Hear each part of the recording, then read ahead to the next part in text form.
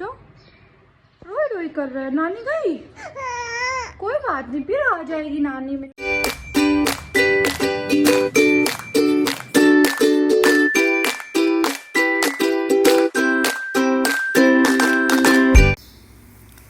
Hello, good evening guys. तो ये video है मेरा कल का, जो कि मेरे मम्मी पापा आने वाले थे। तो मैं सुबह सुबह लग गई थी काम में, जल्दी जल्दी से काम समेटने में, पेड़ों में पानी डालना, ये सब करने लगी थी। उसी में मैं रील भी शूट कर रही थी, तो आप लोग देख रहे होगे थोड़ी लिपसिंग।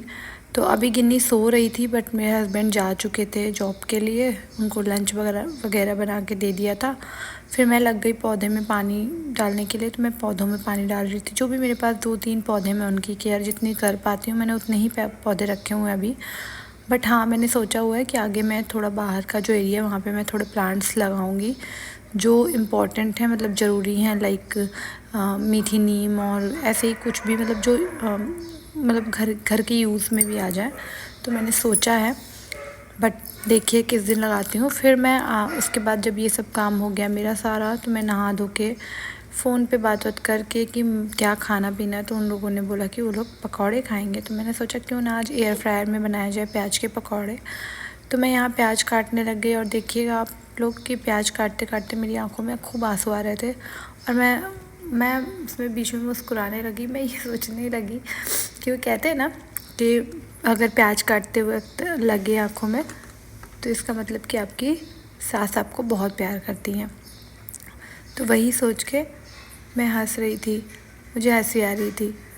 और फिर मेरा प्याज व्याज कट गया, तो मैंने बेसन और जो भी इंग्रेडिएंट्स की नीड थी, नमक वगैरह मिला के मिक्स करके अच्छे से तैयार करके रख लिया। मैंने 2 या 3 प्याज काटे थे, क्योंकि 4 लोग थे, मतलब मेरा भाई, मेरी मम्मी, पापा तो नहीं खाते वैसे प्याज, और जो गाड़ी ड्राइव कर रहे थे, रानू मामा हमारे लगते हैं वो।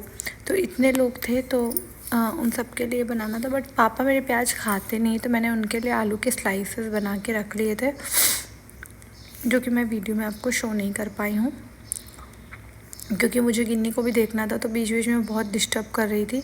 बहरहाल अभी तो फ़िलहाल वो सो रही थी जब मैं प्याज की पकौड़ी की तैयारी कर रही थी, बट उसके जस्ट बाद ही वो जग गई थी। तो उसको भी देखना था, उसको खाना खिलाना, सारी चीज़ें करनी थी।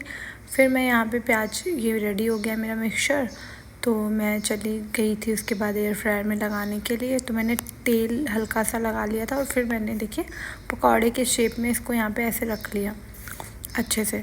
और एक एयर फ्रायर में मतलब जितनी आई, उसके बाद मतलब 2 राउंड लगाए थे एयर फ्रायर में, मतलब 2 राउंड के जितनी भी पकौड़ियाँ बनी हो, 10 एक में 10 आ रही थी। तो ऐसे ही करके मैंने छोटी छोटी करके बना के 2 राउंड एयर फ्रायर करा था। बट हाँ, अच्छा था। बट ये है कि जो तेल में पकौड़ी बनती है उसका स्वाद कुछ और ही होता है गाइस, वो बहुत अच्छी लगती है।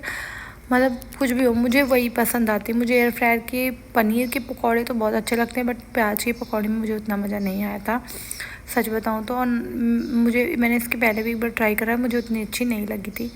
कुछ चीज़ें तो बहुत अच्छी लगती हैं, पर कुछ चीज़ें जेन्युइनली बताऊं तो वो फ्राई होती हैं, जब डीप फ्राई होती हैं तभी अच्छी लगती हैं। तो वही सब सीन होता है। बट हाँ, मम्मी को ऑयल मना था, तो मैंने ऐसा किया। तब तक फिर देखा कि बेल बजी और मेरे घर में कोई आया, और वो कोई और नहीं, मेरा भाई था। और मेरे मम्मी पापा एंटर हुए, और गिन्नी तुरंत ही जगी थी। उसकी तो खुशी का ठिकाना ही नहीं रहा है। देखिए जो इतना सारा सामान आया सब, मेरा भाई जो है रूम खाली कर रहा है, वो गोमती नगर में रहता था, क्योंकि वो पढ़ाई कर रहा था, MBA कर रहा था। तो वो यहाँ से मतलब अब जा रहा है। तो जो भी कुछ सामान मेरे मतलब का था, तो मम्मा ने वो मुझे देने का डिसाइड किया, तो कुछ सामान वो मेरे पास भी लेके आई थी। तो वही देखिए यहाँ पे कैसे नाना नातिन का प्यार हो रहा है। कौन आया? नानी। और ये कौन आया? यहाँ मेरा भाई सिर्फ सामान उठा के धरने में ही लगा हुआ था कि सब सामान जल्दी जल्दी बस गाड़ी खाली हो जाए, और सब सामान दीदी के पास रख दूँ, तो उसी में ही लगा था। और ये छोटू सा मंदिर था जो मैंने मंगाया था किसी खास काम के लिए। और यहाँ देखिए फिर इन प्यारों ने लगा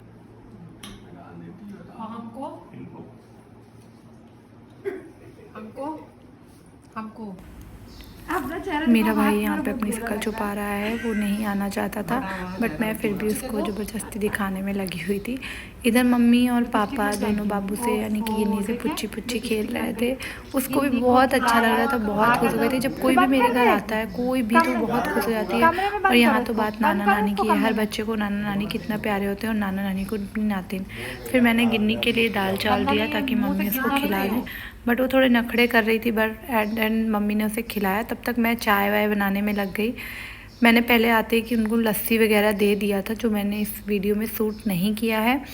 बट मैं फिर चाय वाय बनाने लगी चाय के साथ, चूँकि मेरी पकौड़ी मैं पहले ही बता चुकी मैंने बनाई थी। तो यहाँ देखिए मैं लहसुन छील रही हूँ क्योंकि मैंने बनाया था नारी का साग और दाल और चावल।